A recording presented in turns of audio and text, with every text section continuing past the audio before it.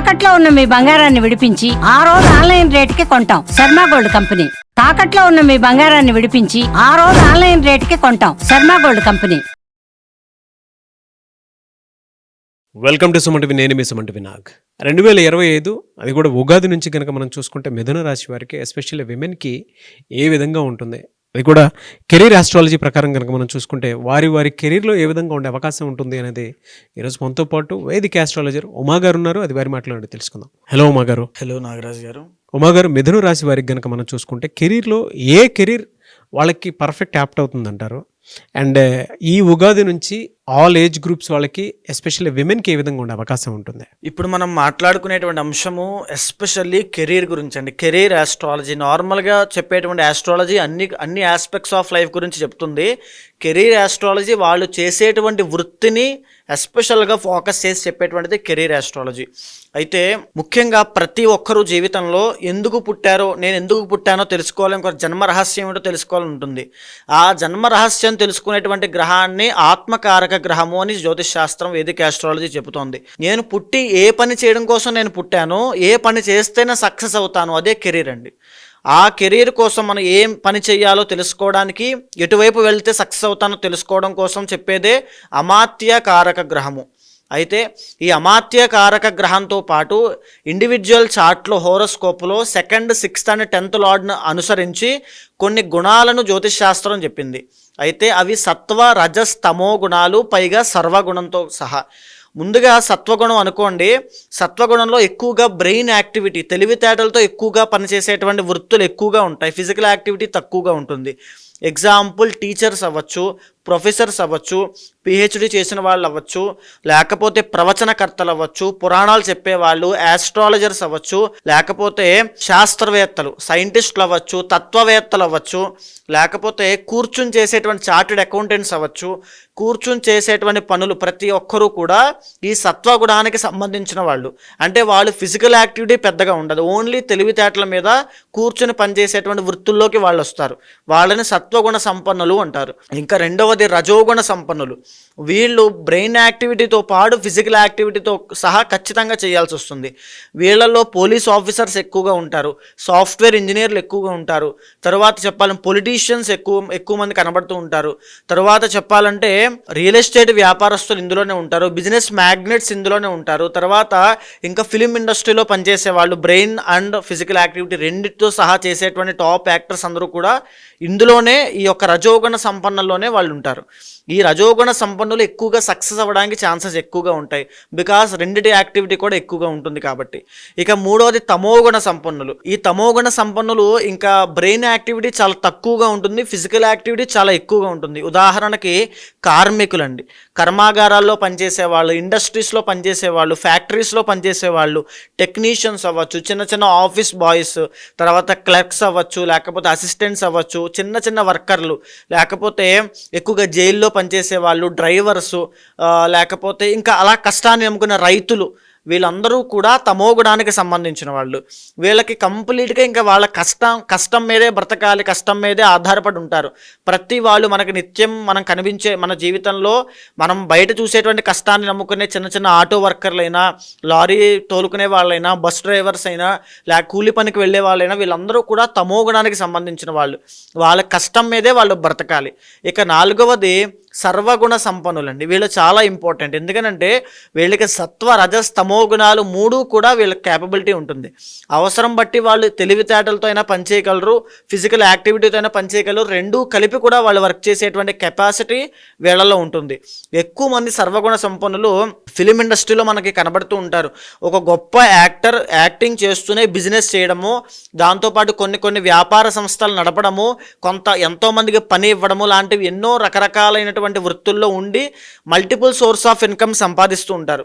వాళ్ళు సర్వగుణ సంపన్నులు. ఉదాహరణకి ఒక జాబ్ చేస్తూ, ఒక బిజినెస్ పెట్టుకుని, ఒక ఇంటి రెంటల్ ద్వారా ఒక చిటీ వ్యాపారం నడుపుతూ, ఇంకొక వ్యాపారము, ఇంకొక సోర్స్ ఆఫ్ ఇన్కమ్, అలా 4-5 పెట్టుకుని నడుపుతున్నారు అనుకోండి తెలివితేటలుగా, వాళ్ళని సర్వగుణ సంపన్నులు అంటారు. సో ఈ రకంగా ఈ యొక్క ఇంటర్నల్ జాతకం ఆధారంగా అమాత్యకారక గ్రహాన్ని బేస్ చేసుకుని 2nd, 6th and 10th lord ద్వారా వాళ్ళ గుణాల బట్టి ఎవరు ఏ వృత్తిలో రాణిస్తారో నిర్దేశించి మనం చెప్పొచ్చు. 2025 ఉగాది నుంచి మిథున రాశి మహిళలకి ఏ విధంగా ఉండే అవకాశం ఉంటుందండి? ఎక్కువ శాతం మిథున రాశి వాళ్ళకి సెకండ్ లార్డ్ చంద్రుడు అవడం వల్ల, 6th లార్డ్ కుజుడు అవడం వల్ల, 10th లార్డ్ గురుడు అవడం వల్ల ఎక్కువ శాతం మహిళలు ఇంట్లోనే హోమ్ మేకర్స్గానే ఉండే అవకాశం ఉంటుంది. లేదు ఖచ్చితంగా జాబ్ చేయాలి అనుకుని నిర్ణయించుకున్న వాళ్ళు ఈ యొక్క తమో గుణము, ఈ బిజినెస్ వైపు దాంతోపాటు రజోగుణము, ఈ తమో రజోగుణాలు రెండూ కూడా కలగలిసి వీళ్ళు ఇంటి దగ్గర నుంచే వ్యాపారం చేసేవాళ్ళు. చాలామంది మీరు చూస్తే ఆడవాళ్ళు ఇంట్లో నుంచే వ్యాపారము, చిన్న చిన్న బొటీక్స్ ఇంట్లో పెట్టుకోవడము, లేకపోతే ఇంట్లోనే ఏదైనా చిన్న ప్రొవిజనల్ స్టోర్స్ పెట్టుకుని భర్తకి సహాయం వచ్చే విధంగా చేయడము, లేకపోతే పాల వ్యాపారము, మగ్గం వర్క్స్ చేయడం లాంటివి ఎన్నో చేస్తూ ఉంటారు. అలాంటి గుణగణాలన్నీ కూడా ఈ యొక్క మిథున రాశి స్త్రీలకి ఖచ్చితంగా సరిపోతాయి. లేదు విద్య చదువుకుని మేము ఇది చేయాలనుకునే వాళ్ళు సర్వగుణ సంపన్నులు, వాళ్ళకైతే ఎక్సలెంట్గా టీచింగ్ ప్రొఫెషన్ కానీ, లేకపోతే వాళ్ళు గొప్ప గొప్ప ప్రొఫెసర్స్ కింద, లేకపోతే పిహెచ్డి చేసిన వాళ్ళ కింద, సైంటిస్టుల కింద, లేకపోతే వడ్డీ వ్యాపారం చేసేవాళ్ళు ఆడవాళ్ళు మీరు చూస్తే ఇంట్లో ఉండి కూడా వడ్డీ వ్యాపారం చేస్తూ ఉంటారు వచ్చిన డబ్బుని. ఆ రకంగా కూడా వీళ్ళు వడ్డీ వ్యాపారం చేస్తూ, తర్వాత భగవత్ సేవ చేస్తూ, నిత్యము ఏదైనా గుడికి సేవ చేయడము, అంటే వీళ్ళు చేసే కర్మ, ఆ అమాత్యకారక గ్రహము వీళ్ళు ఎలాంటి కర్మ చేస్తుందనేది అలా సాత్వికంగా వెళ్ళిపోతూ ఉంటుంది వీళ్ళది. పెద్దగా వీళ్ళు కష్టపడి అంత చెమటోడ్చి చేయాల్సిన పని ఉండదు. సో మరీ ముఖ్యంగా కొంతమంది very small amount of people మాత్రమే 6వ స్థాన అధిపతి కుజుడు కాబట్టి సాఫ్ట్వేర్ జాబ్స్ కానీ, లేకపోతే పోలీస్ డిపార్ట్మెంట్లో కానీ, లేకపోతే ఆర్మీలోకి వెళ్ళడం కానీ చేస్తుంటారు. మెజారిటీ ఆఫ్ పీపుల్ హోమ్ మేకర్స్గా ఉంటారు. తర్వాత ఇంట్లోంచే వ్యాపారం చేసే వాళ్ళుగా ఉంటారు. ఆ తర్వాత వచ్చేసి చాలా తక్కువ పీపుల్ సాఫ్ట్వేర్ ఇంజనీర్స్ కింద, లేకపోతే ఇప్పుడు నేను చెప్పిన వాటిలో రాణించగలుగుతారు. కానీ ఎప్పుడైతే వీళ్ళ జాతకంలో, ఇంటర్నల్ జాతకంలో అమాత్యకారక గ్రహం ఉంటుందో, కెరీర్కి మూలమైనటువంటిది అమాత్యకారక గ్రహం అండి. ఆ అమాత్యకారక గ్రహాన్ని అనుసరించి కనుక ఏదర్ వాళ్ళు ఏ ఏజ్ అయినప్పటికీ కూడా 20 to 30 అయినా, 30 to 50 అయినా, ఏ ఏజ్ అయినప్పటికీ కూడా దాని మీద కనుక ఒకవేళ ఇంట్లో ఉండే హోమ్ మేకర్స్ అనుకోండి, ఉదాహరణకి శుక్రుడు అమాత్యకారక గ్రహం అయ్యాడు, చాలా బాగున్నాడు అనుకుంటే ఇంట్లోంచి బట్టల వ్యాపారం, ఆన్లైన్లో బట్టలు సేల్ చేసేటువంటి వ్యాపారం కానీ ఏదైనా స్టార్ట్ చేస్తే ఎక్సలెంట్గా ఉంటుంది. ఫర్ సపోజ్ బుధుడు అమాత్యకారక గ్రహం అయ్యాడు అనుకోండి, ఇంట్లోంచి చిన్న చిన్న కిరాణా వ్యాపారం కానీ ఏదైనా స్టార్ట్ చేస్తే విపరీతంగా అది ఎక్స్పాండ్ అయ్యి విపరీతమైన డబ్బు సంపాదిస్తారు. అదేవిధంగా గురుడైతే వడ్డీ వ్యాపారము, రవి అయితే బంగారం వ్యాపారము, 1 గ్రామ్ గోల్డ్స్ ఇవన్నీ అమ్ముకుంటే కనుక ఎక్సలెంట్గా ఉంటుంది. బిజినెస్ చేసే వాళ్ళలో వీళ్ళు ఎక్సలెంట్గా ఉంటారు. అది కూడా పెద్దగా కష్టపడేటువంటి తత్వం ఉండదు, అంటే కష్టపడాల్సిన పని ఉండదు. వీళ్ళు ఖచ్చితంగా దేన్నైనా ఇంట్లోంచి సాధించగలిగే సత్తా ఉంటుంది. కాబట్టి సర్వగుణ సంపన్నులు కాబట్టి వీళ్ళ అమాత్యకారక గ్రహాన్ని యూస్ చేసుకోవాలి. అండ్ వీళ్ళకి క్రియేటివిటీ కూడా చాలా ఎక్కువ ఉంటుందండి. దేన్నైనా సరే కొత్తగా ఆలోచించి కొత్తగా క్రియేట్ చేసి అమ్మడం కానీ, కొత్తగా 10 మంది జనాల్లోకి ఎలా వెళ్ళాలో ఆ టెక్నిక్స్ కానీ, ఆ ప్రమోషనల్ టెక్నిక్స్ కానీ వీళ్ళు చాలా ఎక్కువగా ఉంటాయి. సో మిథున రాశి స్త్రీలను పక్కన పెట్టుకుని ఏ వ్యాపారం చేసినా ఎక్సలెంట్గా ఉంటుందని చెప్పచ్చు. అండ్ ఎవరైతే వీళ్ళతో పని చేస్తున్నారో వాళ్ళతో కలగలిసి ఒక టీం వర్క్లా చేసి వీళ్ళు పనిచేసే బిజినెస్ని పై స్థాయికి తీసుకెళ్లేటువంటి అవకాశాలు ఉంటాయి. దాంతోపాటుగా ప్రతి ఒక్కరిని బిజినెస్ వీళ్ళకు ఉండేటువంటి టెక్నిక్స్ ఏమిటంటే, వీళ్ళు యూస్ చేయాల్సిన టెక్నిక్స్ కూడా వీళ్ళు ఎక్కడైతే పనిచేస్తున్నారో వాళ్ళందరినీ కూడా సోదరీమణుల్లాగా దగ్గరికి తీసుకుని ఒక ఫ్యామిలీ లాగా కష్టపడితే ఎక్సలెంట్ డబ్బును వీళ్ళు సంపాదిస్తారు. అది బాగా గుర్తుపెట్టుకోండి. ఎవరితోనూ వైరం పెట్టుకోవద్దు పనిచేసే చోట. దాంతోపాటుగా అమాత్యకారక గ్రహానికి ఒకవేళ మీరు ఏదో చేస్తున్నారు, ఆల్రెడీ ఏదో ఒక వృత్తిలో కానీ ఏదో కెరీర్లో ఉన్నారనుకోండి, దాంట్లో గ్రోత్ లేదు, ఒక సాటిస్ఫాక్షన్ లేదనుకుంటే ఖచ్చితంగా ఇంటర్నల్ జాతకం చూసుకోండి. దాంట్లో అమాత్యకారక హైయెస్ట్ 2nd డిగ్రీ ప్లానెట్ ఏమిటో చూసుకుని దానికి అది ఎలాంటి బలంతో ఉంది, ఎవరితో కంజంక్ట్ అయి ఉంది, లేదా కంబషన్ అయిందా, రిట్రోగ్రేడ్ అయ్యిందా, దశ అంతర్దశలు ఏమిటో చూసుకుని దానికి సంబంధించిన పూజలు చేయండి. ఆ అమాత్యకారక గ్రహానికి సంబంధించిన పూజలు చేశారంటే విపరీతమైన ఎక్సలెంట్ కెరీర్ ఉంటుంది. ఇదే సీక్రెట్ అండి కెరీర్ కోసం. సో మిథున రాశి వాళ్ళు very talented people, business mind ఉన్నటువంటి పీపుల్ కాబట్టి బిజినెస్ మీద ఎక్కువగా కాన్సన్ట్రేట్ చేయండి. ఏ ఏజ్లో ఎలా ఉండే అవకాశం ఉంటుంది అంటే ఫ్రెషర్స్కి కానివ్వండి, ఆల్రెడీ ఎగ్జిస్టింగ్ పీపుల్కి కానివ్వండి, ఏమైనా చేంజ్ ఉండే అవకాశం ఉంటుందా? వీళ్ళకి ఎర్లీ ఏజ్లో కన్నా, అంటే 20 to 30 ఆ ఏజ్లో కన్నా 30+ దాటిన తర్వాతనే సక్సెస్ చూసే అవకాశాలు ఎక్కువగా ఉంటాయి. 33 దాటిన తర్వాత, 35 దాటిన తర్వాత వీళ్ళ లైఫ్లో సక్సెస్ అనేది కనబడుతుంది. అది కూడా ఎప్పుడు అంటే అమాత్యకారక గ్రహం బాగున్నప్పుడు.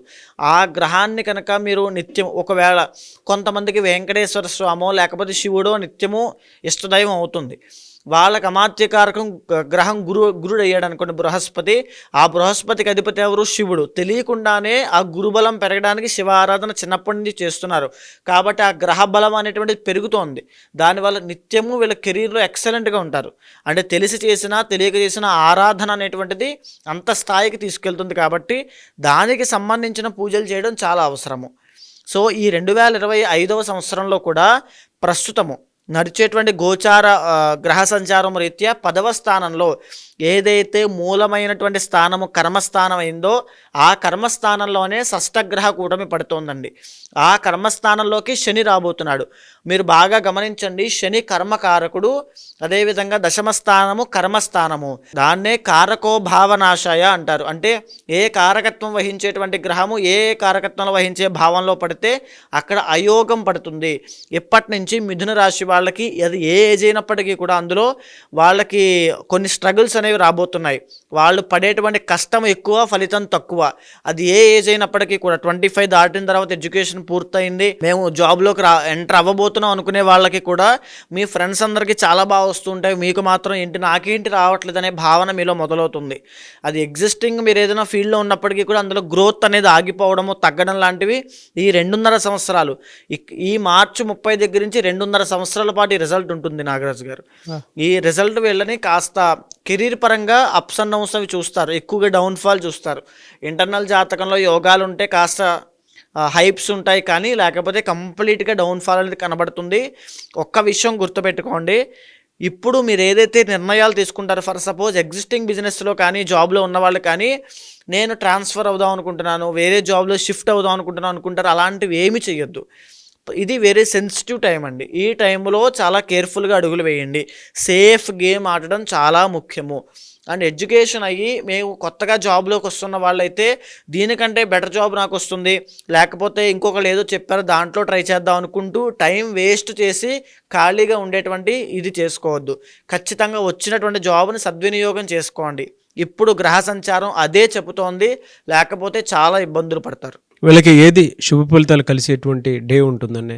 బుధవారం అండి. బుధవారం నాడు వినాయకుడి యొక్క ఆరాధన చెయ్యాలి. మిథున రాశి వాళ్ళకి రాబోయే రోజుల్లో కంటక శని అనేటువంటిది ప్రారంభం కాబోతోంది కాబట్టి ఈ కంటక శని ప్రభావం నుంచి తప్పించుకోవడం కోసం ఓం శనైశ్చరాయ నమః అనేటువంటి మంత్రాన్ని ప్రతినిత్యము మీకు ఎప్పుడైతే ఒక తెలియని అలజడి కానీ భయము కానీ కెరీర్ పరంగా ఇటువైపు వెళ్ళాలో తెలియట్లేదు అనుకోండి, అలా తెలియని టైంలో ఒక్క 10 నిమిషాలు అలా కూర్చుని ఓం శనైశ్చరాయ నమః అని నమస్కారం చేసుకోండి శని భగవానుడికి.